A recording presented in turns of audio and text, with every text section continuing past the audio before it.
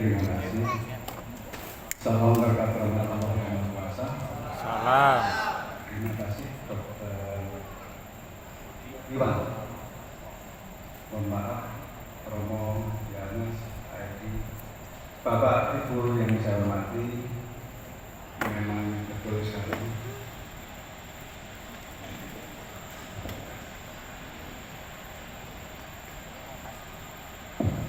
Betul sekali, saya terlambat. Mohon maaf, saya sebenarnya masuk Surabaya tadi itu jam 2:30.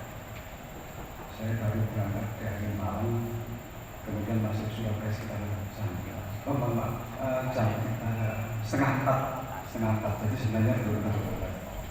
Tapi karena acaranya adalah dalam rangka memperingati Hari Pahlawan, saya memaksa diri saya untuk muter-muter Surabaya, memantau jangan-jangan masih ada pasukannya Jenderal Malabi yang tersisa. Alhamdulillah berkat rahmat Allah saya sampai di sini, dan perlu diketahui ini adalah salah satu situs Gedung Juang, ini salah satu situs yang khusus dibangun untuk mengingat jasa-jasa pahlawan perjuangan 1945. Bapak dan Ibu, pertama-tama marilah kita bersyukur kehadirat Allah karena kita sudah dipertemukan pada sore hari ini, walaupun waktunya sangat singkat sekali.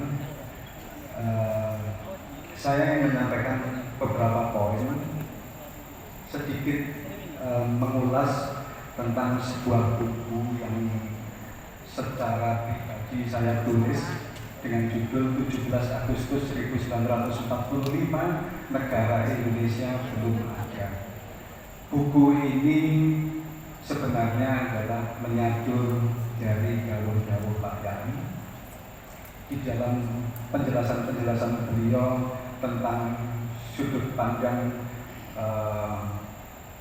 organisasi PCTA Indonesia ini, tentang 17 Agustus 1945 adalah kemerdekaan bangsa Indonesia. Selama ini beliau memberikan dawuh-dawuh banyak sekali. Kami mencoba untuk mengumpulkan serpihan-serpihan dari berbagai teman, dan kemudian kami mulai menyusun dan kami melengkapi dari berbagai sumber referensi yang kami anggap kompeten. Insya Allah referensi yang kami gunakan tidak terlalu banyak, kurang lebih sekitar 100 referensi. Buku ini menceritakan dengan gamblang bahwa perjalanan bangsa Indonesia ini adalah dimulai sebelum masuknya bangsa asing, mulai dari masa Sriwijaya, masa Majapahit, yang mana titik tolak penyampaiannya adalah pidato Bung Karno pada 1 Juni 1945 di depan anggota BPUPK yang mengatakan bahwa sebelum 1 Juni 1945 hanya ada 2 negara yang bentuknya kesatuan, yaitu negara Sriwijaya dan yang kedua adalah negara Majapahit. Ini 1 Juni 1945. NKRI tidak disebut. Beliau hanya menyebut negara Sriwijaya dan negara Majapahit. Yang lainnya hanyalah kerajaan-kerajaan yang sifatnya kedaerahan, bukan sebuah negara kesatuan. Dalam perjalanan negara-negara yang Sriwijaya dan Majapahit, terakhir Majapahit, kemudian timbul negara-negara kecil, tetapi menjadi satu simbol, itu adalah negara bagian dari Nusantara. Salah satunya adalah Malaka dan Demak. Malaka mulai dijajah oleh Portugis tahun 1511. Titik tolak inilah bangsa Indonesia dijajah oleh bangsa asing. Kalau dihitung 1511 sampai 1945 adalah 434 tahun. Kurun waktu yang sangat panjang kita dijajah bangsa asing. Ada 6 negara yang pernah menjajah kita, bangsa Indonesia ini, mulai bangsa Portugis, Spanyol, Belanda, Inggris, Prancis, dan terakhir adalah Jepang. Nah, pada masa-masa perjuangan, tadi mungkin sudah disinggung oleh Pak Edi, salah satu perjuangan besar bangsa Indonesia selain di daerah-daerah di luar Jawa. Di Jawa ini ada satu komandan perang, panglima perang yang sangat handal, yaitu Pangeran Sambernyowo. Perang Jawa yang sangat besar yang mampu merugikan penjajah VOC sehingga memiliki hutang yang sangat banyak. Ditambah lagi perang Jawa kedua yang dipimpin oleh Pangeran Diponegoro. Pangeran Diponegoro juga menyebabkan Belanda memiliki hutang yang sangat banyak untuk melawan 2 dari sekian banyak pahlawan-pahlawan yang ada di Indonesia. Sejak 1900-an, Belanda melaksanakan tekanan-tekanan pada bangsa Indonesia ini tidak hanya menggunakan kekuatan senjata, tetapi kekuatan politik, kekuatan ilmu pengetahuan. Mereka mengandalkan para peneliti dan para ahli seperti Snook-Broder. Ini adalah salah satu profesor yang ahli tentang masyarakat timur Indonesia khususnya, dan ahli agama Islam. Beliau mempelajari, dia mempelajari. Ya, kalau sudah berjajah itu tidak pantas diberi beliau. Dia mempelajari Islam itu adalah hanya untuk modal memecah belah bangsa Indonesia. Salah satunya adalah Snook-Broder. Jadi Belanda ini tidak hanya menggunakan kekuatan senjata, kekuatan politik digunakan, tipu muslihat digunakan, kekuatan budaya digunakan, ya. Islam diadu domba, Hindu dan Buddha diadu domba. Domba dengan aliran-aliran keper yang khas orang Indonesia itu dilakukan. Tujuannya adalah supaya tidak ada persatuan dan kesatuan di bangsa Indonesia ini. Nah, sejak kemudian tahun 1900-an, perjuangan ini berubah. Yang dilakukan oleh bangsa kita, para pemuda-pemuda, itu adalah pergerakan-pergerakan melalui organisasi. Pergerakan organisasi ini sebenarnya sudah dilakukan sejak 1901. Mohon maaf, kita mengenal organisasi pertama yang kita pelajari dulu itu adalah Budi Utomo yang berdiri tahun 1908. Tetapi organisasinya mulai 1901, 1905, ya, ada kemudian 1908 dan seterusnya. Salah satu organisasi yang besar pada waktu itu yang ditakuti Belanda itu adalah Sarekat Islam.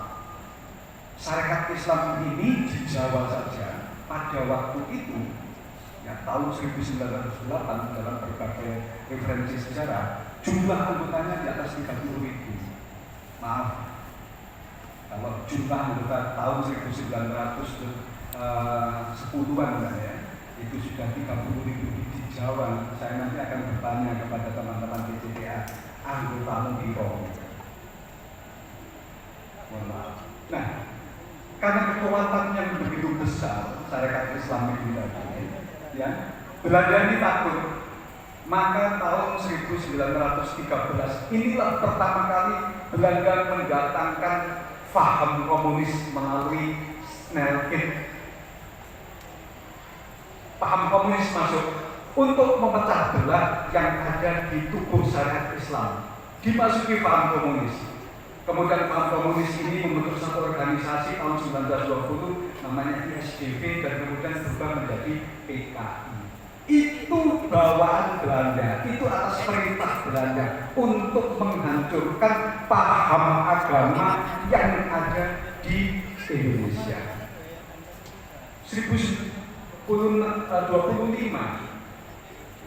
PKI sudah membangun, tapi bukan kepentingan hanya untuk kemerdekaan, bukan, tapi kepentingan melawan Belanda, seolah-olah melawan Belanda, tapi dalam rangka memfitnah organisasi pemuda yang lain, supaya organisasi pemuda yang lain ini tenggelam.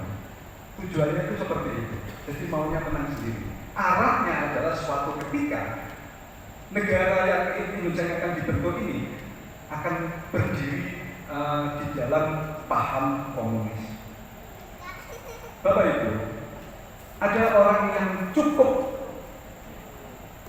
berjasa di dalam membangun ideologi bangsa Indonesia yang tadi dijelaskan oleh Pak Maulana tentang Pancasila. Bahwa orang itu, kita orang tahu itu adalah Bung Karno.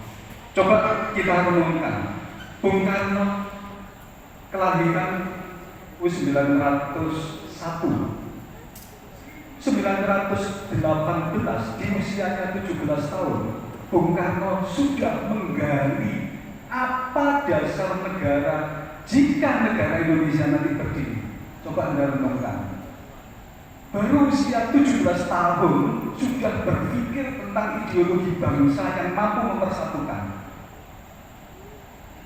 Kalau anak sekarang 17 tahun paling tiktoker. 17 tahun.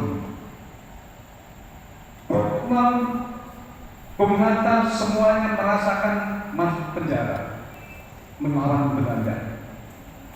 Bung Hatta dan para pemimpinnya merasakan dibuang di pembuangan. Tahun 1930-an ada salah satu gubernur jenderal Hindia Belanda yang sangat kecil, De Jonge, berinisial De Jonge. Dia mengatakan Belanda sudah menguasai Nusantara ini adalah 300 tahun, dan Belanda akan menguasai Nusantara ini 300 tahun yang akan datang. Itu disampaikan sekitar 1933. Dan apa yang dilakukan para pemimpin-pemimpin pergerakan seperti Bung Karno, Bung Hatta, Sahrir dan lain-lain dibuang ke di Indi. Ini dalam sejarah.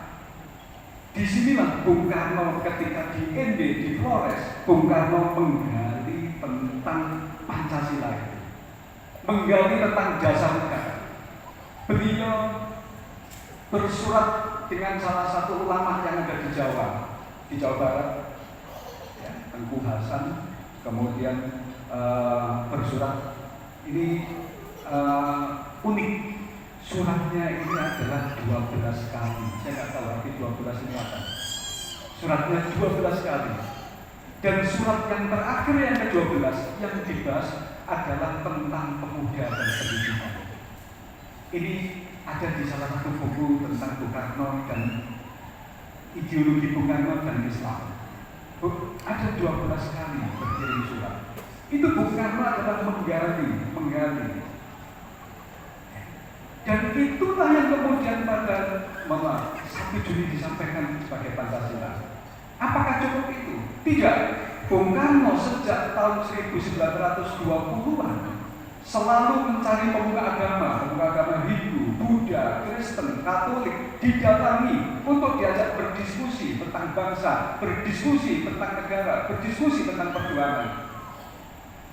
Salah satu lawan diskusinya Bung Karno yang cukup handal dan sulit dikalahkan, Bung Karno selalu mengatakan begitu, itu adalah Kiai Haji Agus Salim.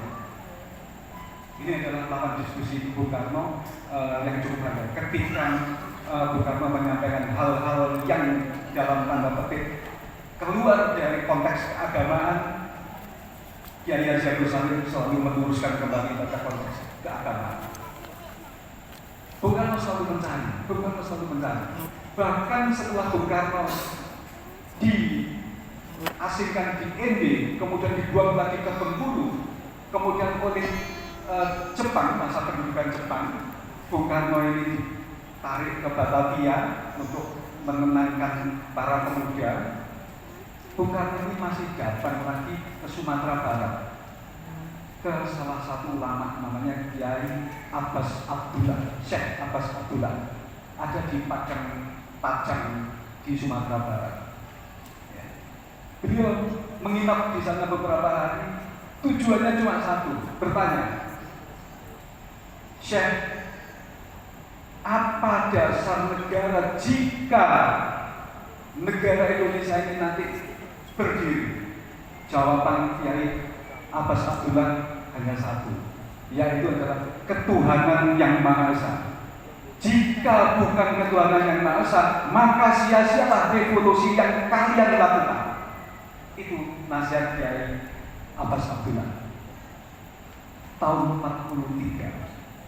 Coba bayangkan Bapak Ibu, umur 17 tahun sudah menggali, mencari apa yang nantinya menjadi ideologi negaranya. Belum tahu nanti negaranya kapan merdeka, perjuangannya masih berjalan, sudah memikirkan ideologi bangsa yang akan dimerdekakannya. Itulah kenapa ketika 1 Juli beliau berpidato di antara PUPK, tekan Pancasila, walaupun susunan awalnya adalah ketuhanan yang Maha Esa itu ada di susunan yang kelima, tapi ketuhanan yang Maha Esa itu masuk ke dalamnya. Dan perlu diketahui, 1 Juli 1945 itu adalah titik tolak pembahasan dan perancangan akhirnya sampai disahkan. 22 Juni dirancang pembukaan Undang-Undang Dasar 45 dan di dalamnya ada Pancasila.